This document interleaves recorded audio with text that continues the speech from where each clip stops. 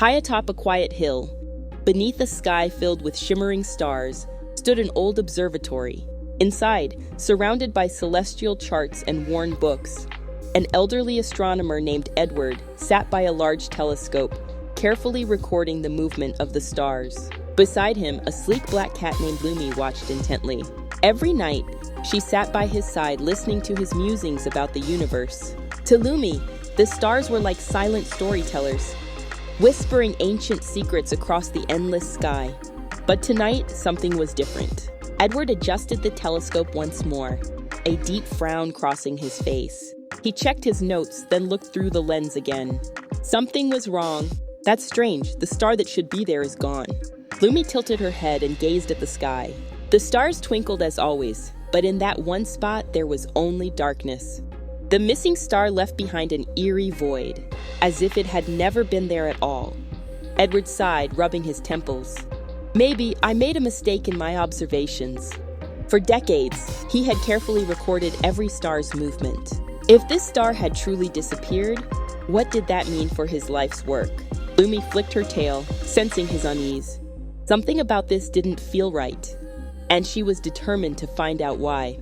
Under the glow of the full moon, Lumi padded silently down the hill. She knew there was another place where the stars shone even brighter. An open hilltop just beyond the town, free from the glow of streetlights. When she arrived, she saw a young girl sitting under the sky, her nose buried in an old book. Her name was Sophia, a girl who loved the stars just as much as Edward did. Noticing Lumi's curious gaze, Sophia smiled. "Are you looking for the missing star too?" Lumi's golden eyes glowed in the moonlight as she stepped closer. Somehow, she knew this girl might hold the answer. Sophia flipped through her star chart, tracing a spot with her finger. "The star was definitely here yesterday," she murmured.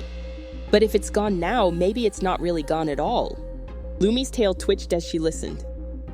"Some stars change their brightness over time.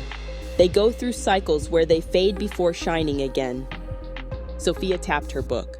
"It might be a variable star, one that disappears for a while but always comes back." Lumi's ears perked up. If that were true, then Edward's records weren't wrong. The star wasn't gone, it was just waiting to shine again. Back at the observatory, Edward sat hunched over his desk, his expression clouded with doubt. He hadn't touched his telescope in hours.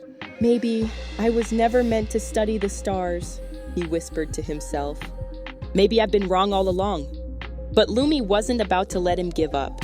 She leaped onto the desk, nudging a star chart toward him.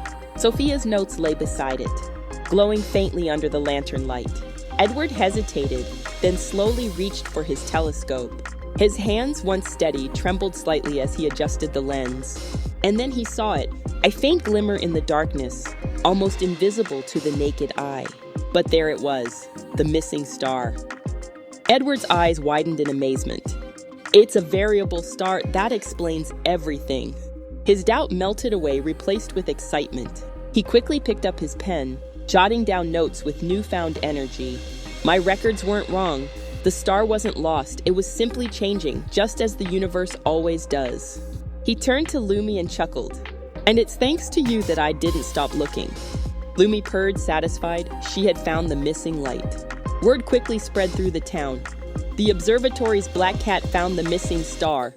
People began to see Lumi not just as a quiet observer of the stars, but as a seeker of hidden truths, a guide who found the light even in the darkest nights. That night, Lumi curled up on the observatory's rooftop, watching the stars with a quiet confidence.